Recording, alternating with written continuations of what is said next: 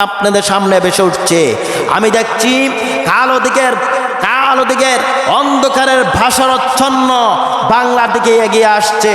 কেন আসছে সেটাই আজ আমি বলবো। বাংলাদেশের মধ্যে কোনোদিন নবী আসে নাই, বাংলাদেশের মধ্যে আম্বিয়া কেরাম আসে নাই। এই দেশের মধ্যে একমাত্র আসছে ওলিয়া উলিয়া, তাদের বীরত্ব নিয়ে, তাদের মাজার নিয়ে।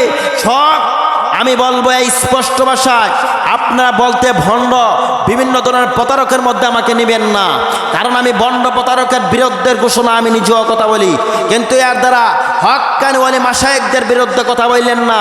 হক্কানি ওলিদের বিরুদ্ধে কথা বললে একজনের চামড়া থাকবে না, জিহ্বা যে মুখ দিয়ে বলা হবে ওই মুখের জিহ্বা পর্যন্ত উঠাই দেওয়া হবে। আজ দেখা যাচ্ছে বাংলার মুসলিমের মধ্যে ঘরে ঘরে কিছু কিছু মুসলিম জনতা, ইহুদি নাসারা, কিছু মুসলিম যুবকদেরকে পেঁচাইয়ে দিনের বার্তা থেকে তাদেরকে গাফেল করা হচ্ছে। এই দিন আসছে একমাত্র শাহজালাল ইয়ামিনের মাধ্যমে বাংলাদেশের জমিনের মধ্যে আজ দেখা যাচ্ছে ভণ্ড মাতালদের তাড়নায় তাদের দিকে তাকে ইঙ্গিত করে হকপন্থী ওলিদের বিরুদ্ধে কথা বলা হচ্ছে। এই সাহস কোথায় থেকে তারা পাচ্ছে? আমরা কোনো দল করি না।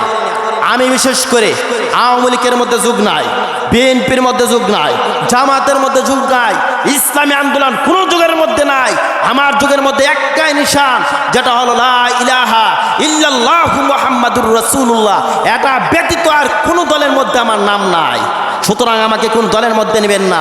আমি কোন সুন্নি ওয়াহাবি কওমি কোন জামাতপন্থীর মধ্যে কথা বলি না। সুতরাং একটা কথা নলেজ দিয়ে আমি কথা বলতে চাই আপনাদের সামনে, যেটা হলো আল্লাহর রাসূলের পথের অনুগামী। আল্লাহ নবী স্পষ্ট ভাষায় বলে দিয়েছে, উম্মতে নাজাম, হ্যাঁ যুবকের আইডলরা, যুবকরা শুনে নাও, একটা কথা স্পষ্ট ভাষা আল্লাহ নবী বলে দিচ্ছে, দুইটা গ্রন্থের মধ্যে তোমরা ঢুকবা। কদ জাআকুম মিনাল্লাহি নূরু ওয়া কিতাবিম মুবিন। একটা হলো আল্লাহর কোরআন, আরেকটা হলো রাসূলের সুন্নাহ। এই দুইটার মধ্যে যতদিন তোমরা থাকবা ততদিন তোমাদের মধ্যে কোনোদিন গজবের ছায়া ছন্ন দেখা দিবে না। আজ স্পষ্ট আমি স্কুল ভার্সিটি ভাইদেরকে বলবো, অনুরোধ করে বলবো, জানাই দিব, ভার্সিটিতে পড়েন, স্কুলে পড়েন, নেতা হন, কথা বলেন, কিন্তু মাদ্রাসায় পড়তে হবে সেটা কোন জায়গার মধ্যে নাই। দিনের বার্তা নামাজ পড়েন, সঠিক কথা। যদি সবাই মাদ্রাসায় পড়ে, আজকাল স্কুলে স্যার হবে কারা? যদি সবাই পড়ে মাদ্রাসায়, তাহলে মজুমদার কারা হবে? চাকরিজীবী কারা করবে? আজ স্পষ্ট ভাষা আরেকটা কথা বলে দিতে চাই, বাংলার জমিনে দালালের অভাব নাই, ফেরকার অভাব নাই, খারাপের অভাব নাই। আপনার কোনটা ধরবেন? যেটা হলো কোরআন এবং সুন্নাহর ভিত্তি নিয়ে কথা বলবে, সেটার মধ্যে আপনারা ঢুকবেন। অথচ আজ আমি স্পষ্ট ভাষায় বাংলার জমিনে আবারও দেখতে পাচ্ছি ওলিদের বিরুদ্ধে মাসুল অতি নিকটে গজবের ছায়াচ্ছন্ন আপনাদের দিকে আসছে। যদি আজ আমরা ওলিদের পক্ষে কথা বলতে শিখতাম, যদি ওলিদের পক্ষে আমরা থাকতে পারতাম, মনে রাখো হ্যাঁ যুবকরা, খালিদ বিন ওয়ালিদের মধ্যে উত্তরসূরি তোমাদের দাঁড়াতে হবে, তোমাদের দাঁড়াতে হবে ওমর ফারুক রাদিয়াল্লাহু তাআলা আনহুর মতন, যে জীবন দিতে প্রস্তুত হয়েছে, কিন্তু নবীজির আদর্শ বিক্রি করতে কোনো মুনাফিকের সাথে হাত মিলানো হয় নাই। আজ আমি স্পষ্ট ভাষা দেখতে পাচ্ছি মুনাফিকের ছায়াচ্ছন্ন ঘরে ঘরে পয়দা হচ্ছে। হকের কথাগুলো আজ বলতে চায় না, সত্য কথা স্বীকার করতে তারা চায় না, সত্যগুলো প্রচার করতে তারা চায় না। যে জায়গার মধ্যে মুনাফিক আছে ওই দিকে আজ মানুষের রাগাচ্ছন্ন বেশি বেড়ে যাচ্ছে। আজ অনুরোধ করব, সত্য দিনের মধ্যে আজ এইভাবে চলা যাবে না। আজকাল দেখা যাচ্ছে কিছু আলেম সমাজ দেখা যাচ্ছে পেট ভরার জন্য হক কথাগুলো বলে না, ঘুষের দালাল হয়ে ঘুরছে, আমেরিকার দালাল হয়ে ঘুরছে, ভারতের দালাল হয়ে ঘুরছে। সঠিক পথের দিশারি তারা দিতে চায় না, সঠিক পথের অহংকার তারা নিতে চায় না। টাকার মধ্যে তারা বিক্রি হয়ে যাচ্ছে। এদেশের মধ্যে ইংরেজরা যখন আসছিল, এদেশের মধ্যে মুসলিম জনতাকে যখন তারা মেরেছিল, তারা আঘাত করেছিল, আলেমদেরকে ধরে ধরে তারা যখন আঘাত করছিল, তারপর দিন তারা ছাড়তে প্রস্তুত হয় না। এই অবস্থা যখন তারা দেখতেছিল, এই অবস্থার আঘাতছন্ন তারা যখন দেখতেছিল, তখন ইংরেজরা ব্রিটিশরা সিদ্ধান্ত নিল এদেশের মধ্যে আলেমদের সাথে সম্পর্ক করতে হবে, তাদের সাথে মিশতে হবে, তাদেরকে দিয়ে তাদের গুড়া মারতে হবে। হাফেজ কমানো যায় না, তখন তারা আলিয়াপন্থী কিছু ভাইদেরকে তারা তৈরি করে। আমি বলবো এখন যারা আলী আছে তাদেরকে দোষারোপ করবো না, তাদেরকে দিয়ে হকপন্থী কথাগুলো তারা বন্ধ করে দিয়ে, সঠিক পন্থাগুলো কথা তাদেরকে দিয়ে বন্ধ করে দিয়ে তারা নতুন করে একটা চাল তৈরি করলো। মেয়ে ছেলে একসাথে পড়বে, বিভিন্ন ধরনের এই মতভেদ তাদের মধ্যে গঠন হয়ে উঠল। কিন্তু আমি আজ বলবো স্পষ্ট ভাষায়, যারা মাজার পূজার বিশেষ করে মাজারদেরকে নিয়ে অহংকার করে মারতে চায় কাটতে চায়, তাদের বিরুদ্ধে একটা কথা নলেজ দিয়ে যাইব স্পষ্ট ভাষা। আপনারা আজ করতেছেন, সামনে এমন বিপত্তন্ন আসবে, অন্ধকারাচ্ছন্ন আসবে, যা নিবানো অসম্ভব সুয়েসাদে হয়ে দাঁড়াইবে। সত্য কথাগুলো আজ বলছে না হুজুররাই, কিছু ভণ্ড মাতালদের কারণে হকপন্থী ওলিদের বিরুদ্ধে আজ কথা বলা হচ্ছে। আপনারা কারা নেবেন? হ্যাঁ বাসীগণ, কুমিল্লাবাসীগণ প্রস্তুত হয়ে যাও, এমনও রক্তের ছন্ন দেখা যাবে। আজ আমরা যুবকেরা কিন্তু রক্ত দিয়ে বাংলাদেশ একজন থেকে রক্ষা করেছি। মনে রাখো, আমরা ছাত্র সমাজ যখন এগেছি, যুদ্ধ যখন জয় করেছি, প্রয়োজনে দেশের মধ্যে আওয়ামী লীগ একজন গেছে, 86 সরকার আর রিজাল কওমুন আলান নিসা, স্পষ্ট কোরআনুল কারিমে বলছে পুরুষ নেতৃত্ব দেবে, কোনো মহিলাকে নেতৃত্ব দেওয়ার জন্য আসা হয় নাই। আজ দেখা যাচ্ছে, স্পষ্ট ভাষা দেখা যাচ্ছে, মঞ্চের মধ্যে মহিলা কথা বলে, নেতৃত্ব দেয়, অফিসের মধ্যে মহিলা। কেন আমাদের মধ্যে মুসলিম সমাজের মধ্যে মহিলা নেতৃত্ব দেবে? অথচ কুরআনুল কারীম দ্বারা স্পষ্ট ভাষা বলে দিচ্ছে পুরুষ নেতৃত্ব দেবে, মহিলা নয়। বাংলাদেশের অলিতে গলিতে দেখা যাচ্ছে আজ আমরা ইহুদি খ্রিস্টানের বাচ্চারা মুসলিমদেরকে নিচে নামানোর জন্য, কোরআনকে বিক্রি করার জন্য মহিলাদেরকে মাঠের মধ্যে তাদেরকে চড়ানো হয়েছে, তাদেরকে মহিলাদেরকে দিয়ে তারা ব্যবহার করা হচ্ছে। এনজিও বিভিন্ন ধরনের কিস্তির মাধ্যমে মুসলিম সমাজকে ধ্বংস করার বড় সমতুল্য ইহুদিদের চক্রান্ত করা হচ্ছে।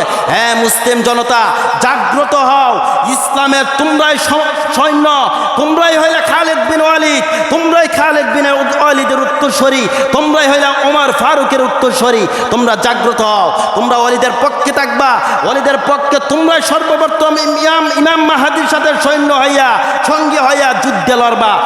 আজ স্পষ্ট ভাষা লার্নিং দিয়ে বলে দিতে চাই, সামনে কোনো ওয়াজ আসবে না, সঠিক কথাগুলো আসতে হবে, সঠিক কথাগুলো বলতে হবে, সঠিক কথা দিয়ে মানুষের ঈমান কেড়ে নিতে হবে। এখানের মধ্যে কোনো বেঈমানি দুশ্মনী দিয়ে, কিছু চাঁদাবাজি ভালতাবাজি আলেম দিয়ে দেশ চলবে না।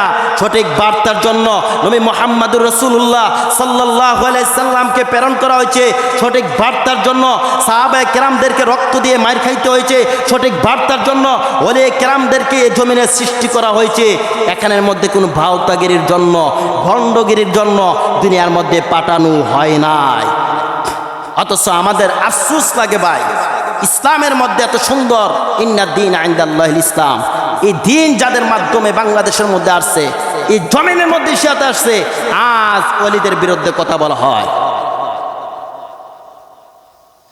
খাজা মঈনুদ্দিন চিশতি রহমাতুল্লাহ আলাইহি ছোটবেলায় একজন যুবক ছিলেন, তিনি কি পাঠানো হয়েছে তার শিক্ষক উসমান হারুনি। বাবা দেখা যাচ্ছে ওই আগুনের ঘরের মধ্যে কিছু আগুন নিয়ে আসো না, তুমি আগুন নিয়ে আসছে, আগুন দেন না। হ্যাঁ মঈনুদ্দিন, আমরা তো কাবা ঘর আগুনের পূজা করি, কেমনে দিব? আগুনের পূজা করেন, আমি তো আল্লাহর পূজা করি। তার মানে না, একটা সন্তানকে নিয়ে আগুনের মধ্যে কাফের বেঈমানের সন্তান নিয়ে হাজির করছে, আর মঈনুদ্দিন নিজে আগুনে ঢুকছে, আবার সন্তানকে। হায় হায়, মঈনুদ্দিন মরবে মরুক, আগুনটার মধ্যে কেনই বাচ্চাকে নিচ্ছে? কিন্তু বাহির হইয়া ডাকতেছে, এই আমি তো আগুনের পূজা করি না, ওই মালিকের পূজা করি। দেখেন মালিক তো আমার পুরাইল না। সাথে সাথে ওখানের মধ্যে শত শত হিন্দু মুসলিম হয়ে গেল। সুবহানাল্লাহ। উসমান হারুনি কিতাবের মধ্যে রেখে খাজা মঈনুদ্দিন চিশতি, বাবারা যাইবেন না তো ওলির দরবারে, ওলির মজার কেরামত তো শুনলেন না, পারলেন তো শুধু বন্ডগিরি করতে। উসমান হারুনি নিয়ে গেলেন খাজা মঈনুদ্দিন চিশতি রহমাতুল্লাহ আলাইহি। কাবাগরের পাশে মঈনুদ্দিনকে নিয়ে কান্দে, মাবুদ আমার একজন ছাত্র নিয়ে আসলাম তোমার দরবারে, আমার মঈনুদ্দিনকে তুমি আল্লাহ কবুল করিয়া নাও। গাইবি খবর আসলো, ও উসমান হারুনি, তোমার মঈনুদ্দিনকে আমি আল্লাহ কবুল করে নিলাম।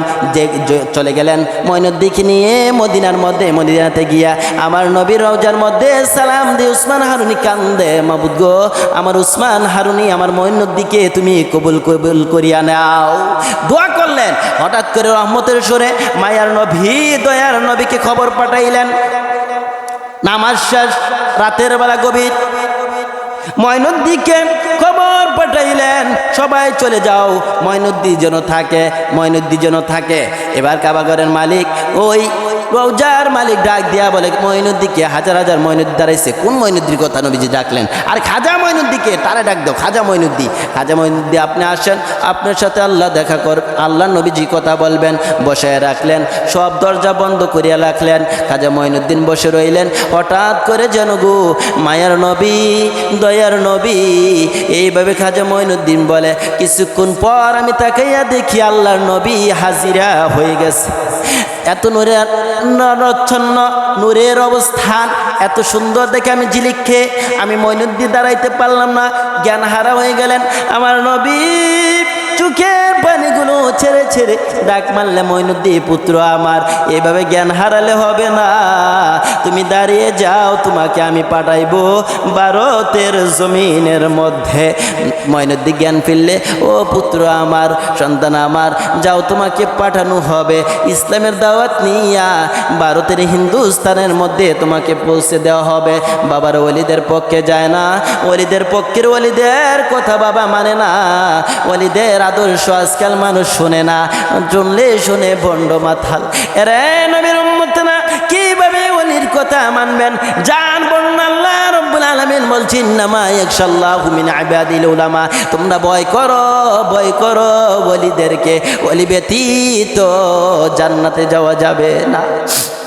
খবর দিয়ে দিলেন, কিছু সঙ্গী নিয়ে একটা লেখ দিয়ে দিলেন। আমার নবী চলে গেলেন। খাজা মঈনুদ্দিন দিনের বার্তা নিয়ে খাজা মঈনুদ্দিন ভারতের জমিনের মধ্যে আইসা গেলেন। ভারতের বাদশাহ পৃথ্বীরাজ খবর পাইলেন, খাজা মঈনুদ্দিন চিশতি রহমাতুল্লাহ আলাইহি চলে আসলেন। সেনাবাহিনী পাঠাইলেন, মোতাল্লি পাঠাইলেন এখানে মধ্যে আটকে রাখতে। আমার নবীর আদর্শে খাজা মঈনুদ্দিন চিশতি রহমাতুল্লাহ আলাইহি কোনোদিন আঘাত করে নাই। ওই কাফেরগণকে বলো, বাবা বসো বসো বসো, বসাইলেন, বসাতে উঠতে পারে না। পৃথ্বীরাজ দেখে কি অবস্থা, আবার সৈন্য পাঠাইলেন, তাদেরকে দিলেন বসতে, উঠতে পারে না। সৈন্য দিলেন ঝগড়া করতে, পারে না ঝগড়া করতে। মঈনুদ্দিনকে উঠাই দিবে, বসেন, উঠতে পারে না। মঈনুদ্দিনের কাছে হার মানলেন, তারা উঠলেন। ওই জায়গার মধ্যে খাজা মঈনুদ্দিন চিশতি রহমাতুল্লাহ আলাইহি, কেমন মামার কেমন সন্তান, আব্দুল কাদের জিলানী রহমাতুল্লাহ আলাইহি বাইনা ছিলেন খাজা মঈনুদ্দিন, যাকে আল্লাহ রব্বুল আলামিন কবুল করেছে। রে বাবারা বাইরাম, সুদ খেয়ে কোনদিন ওলির মা হওয়া যাবে না গো মা। ওলির মা হইতে হলে নামাজি সারা হওয়া যায় না, দিন ছাড়া হওয়া যায় না। গুড় সারা, ঘুষ খান, ঘুষ সারতে হবে, সঠিক পথের দিশারি হইতে হলে। আল্লাহ রাব্বুল আলামিন বলছেন, মা কানা মুহাম্মাদুন আবা আহাদিম মির রিজালিকুম ওয়ালাকিন রাসূলুল্লাহি ওয়া খাতামান নাবিয়িন ওয়া কানা আল্লাহু বিকুল্লি শাইইন আলিমা। ওগো বন্ধু, আমি আপনার উম্মতের বলে দেন, আমি আল্লাহ আপনার দিয়াই নবুয়তের দরজা বন্ধ করছি। আর কোন নবী রাসূল দুনিয়ার মধ্যে আসবে না গো বন্ধু, দুনিয়ার মধ্যে কোনো নবী আসবে না, আপনার দিয়া বন্ধ করে দিলাম। কিন্তু ইন্না আউলিয়া আল্লাহু লা খাউফুন আলাইহিম ওয়া লা হুম ইয়াহজানুন, কিন্তু আমি ওলির ফ্যাক্টরি এখনো বন্ধ করি নাই। যুগে যুগে ওলি আমি আল্লাহ প্রেরণ করব, যুগে যুগে দিনের দাওয়াত দিবে, আপনার দিনের বার্তা তারা পৌঁছে দিবে। তবে সুদ ঘুষ খাইলে ওলি হওয়া যাবে না, নামাজ না পড়লে ওলি হওয়া যাবে না। এরে মা বোনেরা, যদি তোমরা সঠিক পথের দিশারি হও, তাহলে তোমাদের মধ্যে ওলি জন্ম হবে। তোমরা যদি সঠিক পথের পন্থা হয়ে যাও, বাবা গো, নামাজ পড়ো, নামাজ চাইরো না, ঘুষ খাইও না, সুদ খাইও না, পরের হক মাইরো না, মিথ্যা কথা বইলো না, তোমার ঘরের মধ্যে ওলি জন্ম হবে। কিভাবে খাজা আব্দুল্লাহ জন্ম হয়েছে, কিভাবে আব্দুল কাদের জিলানী রহমাতুল্লাহ আলাইহি হয়েছে। জঙ্গি মুসা বলেন, একদিন আমি পথ দিয়া নদীর পাশ দিয়ে একটা ফল যাইতেছিল, ওই ফলটা আমি খেয়েছিলাম, ফলটা এত স্বাদ লাগছিল, মনটা ক্ষুধার্ত ছিল, ক্ষুধার্ত অবস্থায় খেয়ে ফেলছিলাম। হঠাৎ করে তালাশ করতেছিলাম, কত খাবার খাই মানুষের ঘরের, কত খাবার খাই মানুষের চুরি করে গো। একবার লক্ষ্য করো না যুবক বন্ধুরা, কি জবাব দিবে আল্লাহর দরবারে, একবার মানো না। এবার খাজা আব্দুল কাদের জিলানী রহমাতুল্লাহ আলাইহির বাবা জঙ্গি মুসা কার কাছ থেকে খাইলাম, কার থেকে খাইলাম, জবাব দিতে হবে। দৌড়াইতে দৌড়াইতে হাজির হয়ে গেলেন। দৌড়াইতে একজন মালিককে ডাক মারলেন, বাবা আমি একটা ফল খাইছি, পাইছি, ফলের মালিককে আমি জানতে চাই। একজন ডাক দিলেন আব্দুল্লাহ বিন সোয়াইবিন, ডাক দিয়া দেখো ওই দরবেশ আব্দুল্লাহ বিন সোয়াইবিনের এই ফল গিয়া হাজির হইলেন, বাবা আপনার মা বালকান থেকে একটা ফল বাইসে গেছে, আমি খাইছি। এবার আব্দুল্লাহ বিন সোহাইবিন কয়, কত মানুষ যায় বেটা ফল খায় না, নেয় না, আর তুমি আসছো ফলের দোয়াই দিতে। এই লোকটা তো আটকাই দিব, তুমি তো অনেক ভালো মানুষ। দিমু বাবা মাফ, তুমি যে 2 বছর আমার এনে গুলামি করো, ঠিক আছে করবো, করলে দিবেন তো।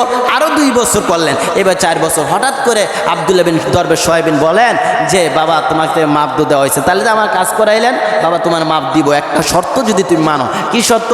আমার একটা মেয়ে আছে, তুমি যদি বিবাহ করো। এটা যদি করান তাহলে আগেই বললে লাইতেন। তো বাবা দিলাম না, তো আমার মেয়েটা ওই সময় উপযুক্ত হয়েছিল না, এই জন্য তোমাকে দিতে পারি নাই। কয় তাহলে দিয়ালাম। তো বাবা তুমি যে বিবাহ করবা, একটা শর্ত আছে আমার মেয়ের। কি আবার শর্ত? মাফের জন্য। দেখছেন, তার মাফ করবেন তো শর্ত মানবো। অথচ আমরা তো কত ফল খাই মানুষের বাগান থেকে চুরি করে, একবার তো ক্ষমা নিতে গেলেন না। কত গুনাহ করেন, একবার তো ক্ষমা নিতে পারলেন না। অথচ আব্দুল্লাহ বিন সোহাইবিনকে মাফ করবেন তো? কেমন বাবা করবো? বাবা তুমি যে আমার মেয়েটাকে বিবাহ করবো, আমার মেয়ে তো চোখে দেখে না, হাঁটতে পারে না, কানেও শুনে না, ডাক দিলেও শুনবে না। জঙ্গে মুসা কয়, বিপদ তো খুব করা, আল্লাহ কিতাম আমি ফল খাইলাম তোমার, আজকে এই কষ্টের ভোগ আমার দিতে হচ্ছে। কয় এই লোকটারা আমি ডাক দিলেও শুনতো না, আমি বললো আসতে, কানে শোনে না, আসতে পারবে না, চোখে দেখে না, কীভাবে তার আনবো?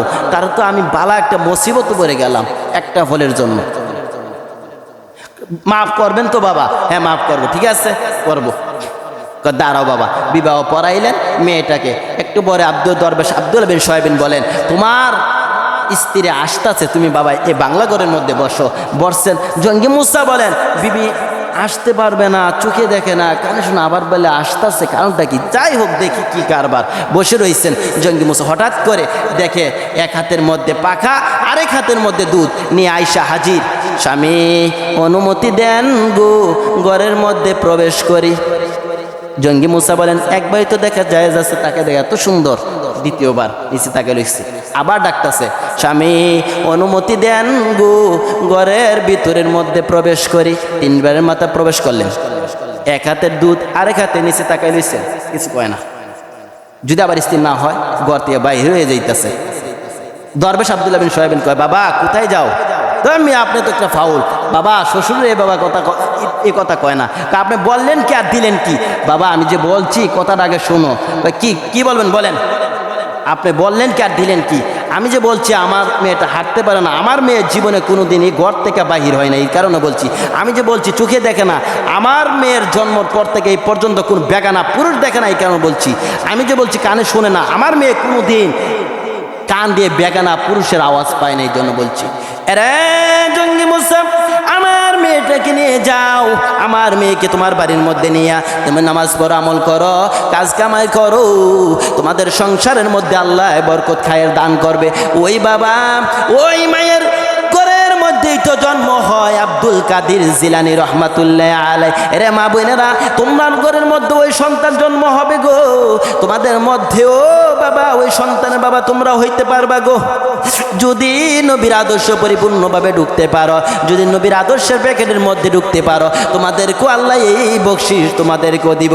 আব্দুল কাদের জিলানী রহমাতুল্লাহ আলাইহির বাবা কেমন বাবা, কেমন মায়ের, কেমন সন্তান। আব্দুল কাদেরের বাবা জঙ্গি মুসা ইমামতি করতেছেন, ইমামতি নামাজ পড়াইতেছেন। হঠাৎ করে মাটা শুক্রবার জুমার দিন ডাক দিয়ে বলেন, আব্দুল কাদেরের বাবা গো, স্বামী গো, আমার সন্তানকে নিয়ে যান মসজিদের মধ্যে, মসজিদে যাইতে চায়। হ্যাঁ নিয়ে যাইব। ছোট বাচ্চা না জানে আবার কি করে ফেলে, মানুষ বলবে ইমাম সাহেবের সন্তান বেয়াদবি করে। আমার আব্দুল কাদের কোনোদিন বেয়াদবি শিক্ষা পায় নাই। মায়ের কথা সাজায় দিলেন, নিয়ে গেলেন জুমার ঘরের মধ্যে। বাবা জুমার মধ্যে আজান দিয়ে নামাজের মধ্যে তারকিব দিতে, তালিম দিতেছে, দিনের বার্তা পৌঁছে দিতেছে। উপরের জুতা নিচে নামায়, নিচের জুতা আব্দুল কাদের উপরে উঠায়। নামাজ শেষ হয়ে গেল, মুসল্লিরা দৌড়ে এসে বলে, এই কাজ কে করলো, এই অবস্থা, নিচের জুতা উপরে, উপরের জুতা নিচে। কার? ইমাম সাহেবের সন্তানকে বেশ একটা বলা হুজুরদার বিরুদ্ধে কথা বলতে কোনো ফুস পায় না আজকের মুসলিম। ইমাম সাহেবের সন্তান রাগে জঙ্গি মুসা একটা থাপ্পড় মারলেন আব্দুল কাদের জিলানীকে। কেমন বাবার কেমন সন্তান, ডাক দিয়া বলে, বাবা থাপ্পড় মারলেন মেসের মধ্যে, বারুদ দিয়া ঠুক্কা মারলে দেখা যায় আগুন জ্বলেনি, কিন্তু ওলির সন্তান ওলি হবে এটাই বাস্তব। আব্দুল কাদের ডাক মারলে মুসল্লিরা দাঁড়ান। বাবা আপনি আমাকে থাপ্পড় মারছেন, আমি তো কোনো অন্যায় করি নাই গো বাবা। কি অন্যায় করেন নাই? কিছু কিছু মুসল্লিরা কয় কি আর বলবে, শুধু মানুষ চললে যা, আবার কিছুই কয় যেহেতু আব্দুল কাদের বলছে শুধু মানুষ কি কয় শুনি কথাটা। বাবা আপনি আমাকে থাপ্পড় মারলেন কেন? তুমি বেয়াদবি করলে কেন? বাবা আমি তো অন্যায় কিছু করি নাই বাবা গো, আমি তো অন্যায় কিছু করি নাই গো বাবা। আমি নিচের জোতা উপরে উঠাইছি, উপরে জোতা নিচে নামাইছি। যারা জাহান্নামের প্রার্থী জান্নাতের প্রার্থী গো বাবা বলেন কাতারে থাকবেনি। জঙ্গি মুসা বলে না, কোনোদিনই তো এটা হতে পারে না বাবা গো। আমি তাহলে কি অন্যায় করলাম? জান্নাতীদের সম্মান করে সুন্দর করে উপরে রাখলাম, জাহান্নামীদের নিচের মধ্যে লাইখা দিলাম।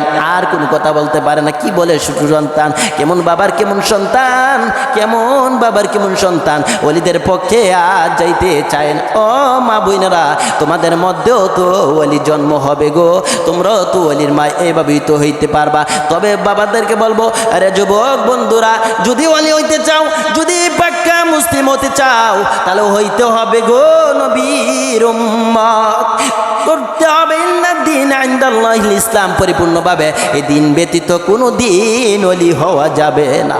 আল্লাহ বলেন ইয়া আইয়ুহাল্লাযীনা আমানু দুখুলু ফিস-সিলমি কাফা, উম্মতেরা গো পরিপূর্ণভাবে মুসলিম না হয়ে কবর যাইও না, পরিপূর্ণভাবে কবর যাইও না।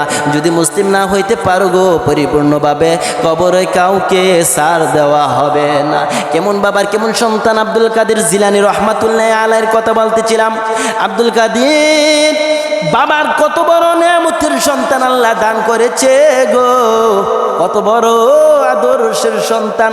আব্দুল কাদের জিলানী রহমাতুল্লাহি আলাইহি রাস্তা দিয়ে যাইতেছে, হঠাৎ করে তাকায় দেখে এক বুড়িমা কান্দে, তার সন্তান এই নদীতে পড়ে মারা গিয়েছে। এই অবস্থা বুড়িমা সইতে পারে না, কান্দে। হঠাৎ করে সাক্ষাৎ হয়েছে, মা গো কেন কান্দো এই রাস্তার মধ্যে? বাবা এই জায়গা দিয়ে আমার সন্তান নৌকা দিয়ে যাইতেছিল, হঠাৎ করে তাকায় দেখি সন্তান উঠতে পারে না, খেলে মারা গেছে, বউ জাতি সহ সন্তান মারা গেছে, এই জন্য কান্দো।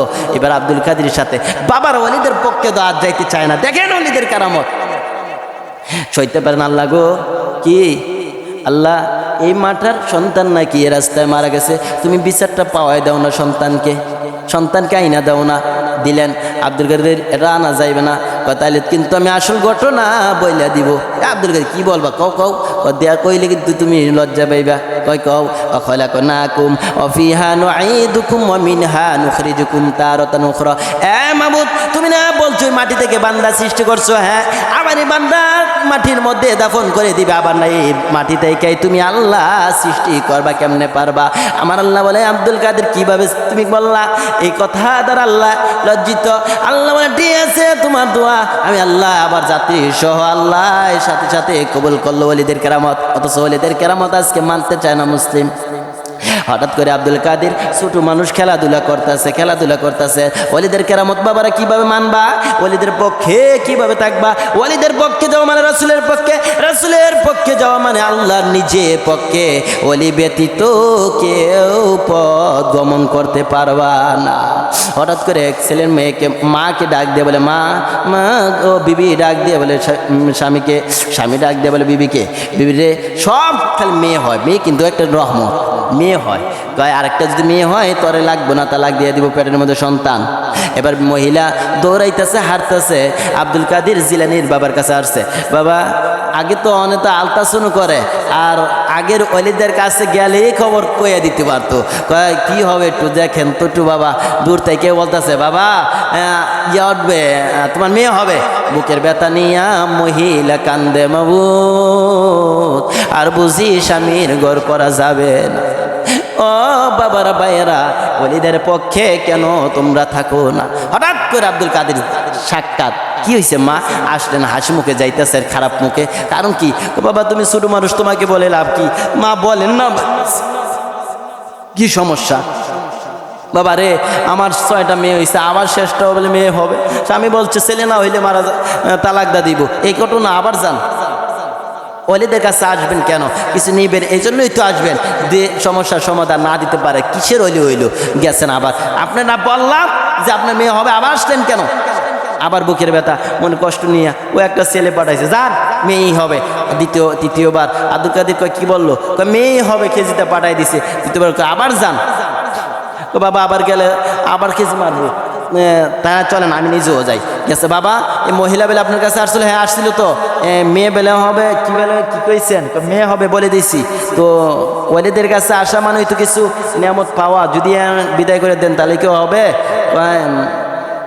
বলছিলাম না ওনার মেয়ে হবে। আবার আসছে, বাবা আপনি যে প্রথম কেজি দিয়েছিলেন গরমের দিন যে ওনার 6টা মেয়ে ছিল সবটি ছেলে হয়ে গেছে। দ্বিতীয়বার যখন আপনি কেজি দিয়েছিলেন পেটের বাচ্চাটার দিকে এবার তাকায় দেখেন মেয়ে থেকে ছেলে হয়ে গেছে। সুবহানাল্লাহ সুবহানাল্লাহ, কেমন বাবার কেমন সন্তান। অথচ আমরা এ আদর্শই আজকে মানতে চাই না। ওয়ালিদের জীবনী কিভাবে মানবা গো, ওয়ালিদের পক্ষে কিভাবে যাইবা গো। ও মা বোনেরা, ওয়ালি ব্যতীত জান্নাতে যাওয়া যাবে না। আজকে মানতে চাই না নবীজির আদর্শ, আজকে মানতে চাই না, ওয়ালিদের জীবনে পড়তে চাই না। যদি আজকে ওয়ালিদের পক্ষে থাকতে পারতাম, যদি রাসূলের আদর্শ মানতে পারতাম, আমাদের মধ্যে এই বেজাল ঢুকতো না, আমাদের মধ্যে এই ঘুষ সুদের অহংকার আসতো না। আজকে হুজুরদের সম্মান করে না, আজকে ওদের পক্ষে যায় না, গ্রামের মধ্যেও বিরোধের অহংকারের অবস্থা খারাপ। যদি আজকে সঠিক পথে আমরা থাকতে পারতাম, আমাদের দ্বারা এই খারাপগুলো হতো না, ঢুকতো না এই খারাপগুলোর মধ্যে। ওই খাজা আব্দুল কাদের জিলানী রহমাতুল্লাহ আলাইহি কবরের মধ্যে চলে গেলেন বিদায় হয়ে। অনেক কাহিনী সংক্ষেপে সামান্য কিছু আপনাদের আজকের মাহফিল, আজকের কথাই হলো ওয়ালিদের জীবনী নিয়ে, ওয়ালিদের কিছু বার্তা নিয়ে, সামান্য ক্ষুদ্র ইঙ্গিত দিয়ে। কারণ পুরা জীবনী নিলে ঘন্টার পর ঘন্টা, বছরের পর বছর চলে যাবে, তাদের জীবনী শেষ করা যাবে না। ওই আব্দুল কাদের জিলানী কবরের মধ্যে শুইলেন। মুনকির নাকির আসলেন সওয়াল করতে, মান রব্বুকা, তোমার রব কে? আব্দুল কাদের কয়, বেটা তোরা কি শুনোস নাই, তোমরা কি মুসলমান নাকি হিন্দু? আমরা মুসলমান। তো ওলি দরবারে মুসলিমের কাছে আসলে আল্লাহ নবী কি বলছে, একজন মুসলমান অপর মুসলমানের সাথে সাক্ষাৎ হইলে সালাম দিতে, তো সালাম দিলি না কেন? কাঠটা দৌড়ে লেছে একটা কথা কয়ে সেরা কয় দৈরি সাথে কয়, এ বেটা তোরা জেনে বলছিলি কলাইনি আলম মালাতা ওই কলা রব্বুকুল মালাইকাতিনি জাআলুম ফিল আরদি খলিফা ক্বালু আতাজালু ফিহা মা ইফসিদু ফিহা ওয়া ইয়াসফিকু দিমা। এই তোরা যে বলছিল খলিফা প্রতিনিধি বানানোর জন্য, তোরা ওই দিন না করলি কেন? একজন কয় কি রে এটা কেমন বেতাল্লে রে, কার কবরের মধ্যে আসলাম? কয় এটা তো আমরা কই না, আমরা লিডার বলছে। একটার কানো ধরে একটা কয় তোরা যা এক গিয়ে খবর দিক গিয়া জিবরাইল কাছে খবর পৌঁছাইলে কয় হুজুর এমন জায়গার মধ্যে আজকে আটকাইছি যে এই তো আমাদের স্যার না কয় আমরা যে ওই দিন বাধা দিছিলাম, আমি কি একাই দিছিলাম? জিবরাইল কয় আমার লোক এরাও দিছিল, কয় এরা না চালে বলে দিত না, একটার কান টানলো ওই তো বলে মাথা বাইর হইবে বেড়া, দৌড়াই গিয়া খবর পৌঁছাই দিছে। সর্বনাশ, আল্লাহ তো দেখতেছে, আল্লাহ কি আর জানে না বাজান? আল্লাহ তো দেখেও হাসে। জিবরাইল কয় বাবু গো কি খবর গো, পৌঁছাইলো এটা? কয় কি কইলো? কয় ওই দিন যে করছিলাম। ক্যারে করলি তোরা? আজকে তো এই বিপদ এলে গেই, তোরা যদি ওই দিন না করতি তাহলে তো তোদের এই অবস্থা হতো না। দেখেন যা হয়েছে না হয়েছে আমাদের মাফ করে দেন। এবার আব্দুল কাদের আবার সব সৈন্য লই আইছে। এবার খাজা আব্দুল কাদের জিলানী কয়, এবারটা শোন মাফ করমু, যদি আমার এই আব্দুল কাদিরের যত ভক্তবিন্দু উম্মত আছে সবাইকে যদি একটানে আনতে পারস, তোরা মানে কয়তা দিতেইব, তোরা সওয়াল করতে আর পারতি না, তাদেরকে বিভিন্ন জ্বালাতন করতেন। তাই ঠিক আছে করতাম না, মাফ দিবেন তো? তাই মাফ করে দিব। বাবারা ভাইয়েরা, ওলিদের দরবারে গেলে এই শিক্ষা পাওয়া যায়, ওলিদের পক্ষে গেলে সঠিক পন্থার অবলম্বন আমরা পাই। অথচ আমরা ওলিদের শিক্ষা গ্রহণ করতে পারি না। বাংলার জমিনের মধ্যে আজ দেখা যাচ্ছে হক্কানে ওলিদেরও বিরুদ্ধে বন্ডদের তালে তালে করা হচ্ছে। বাদশাহ আওরঙ্গ খবর পৌঁছে দিচ্ছিলেন। কেমন খবর? বাদশাহ আওরঙ্গ বলে দিয়েছিলেন যে যা খাজা মঈনুদ্দিন কবরের মধ্যে শুনছি ওলিরা নাকি বলে জিন্দা থাকে। আজকে আমি বাদশাহ পরীক্ষা করবো, আসিনি খাজা মঈনুদ্দিন দিয়ে এই কবর মধ্যে জিন্দা। সালাম দিলেন, নাহলে বাইঙ্গালাম কবর গিয়ে সে ডাক মারছে, খাজা মঈনুদ্দিন আসসালামু আলাইকুম, একবার দুইবার আসসালামু আলাইকুম, তিনবার আসসালামু আলাইকুম, জবাব আসতেছে না, দিকা বাইঙ্গালাইব। ভিতর থেকে তিনবার সালামে খাজা মঈনুদ্দিন জবাব দিছে ওয়ালাইকুম আসসালাম বাদশাহ আওরঙ্গজেব। তিনবার কেন সালাম দিলাম?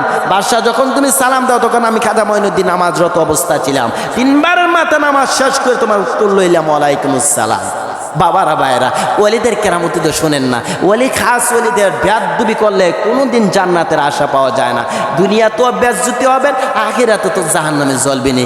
অথচ আমরা কি ওলিদের বেয়াদবি, আমাদের সকলরা মুসলমানদেরকে ওলিদের পক্ষে থাকার তৌফিক দান করুক। আলেম মাশায়েখদের বেয়াদবির থেকে আমাদের হেফাজত করুক। যদি আজকে মা বাবাদের সাথে বেয়াদবি না করতে পারতাম, তাহলে আমাদেরও ওলিদের কাতারের মধ্যে আমাদের নাম থাকতো।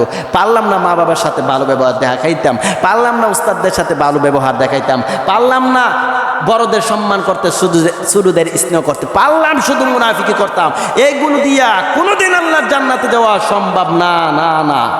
আল্লাহ রাব্বুল আলামিন প্রত্যেকটা মুসলিমকে সঠিক বুঝের দিশারি দান করুক, আমিন। আসসালামু আলাইকুম।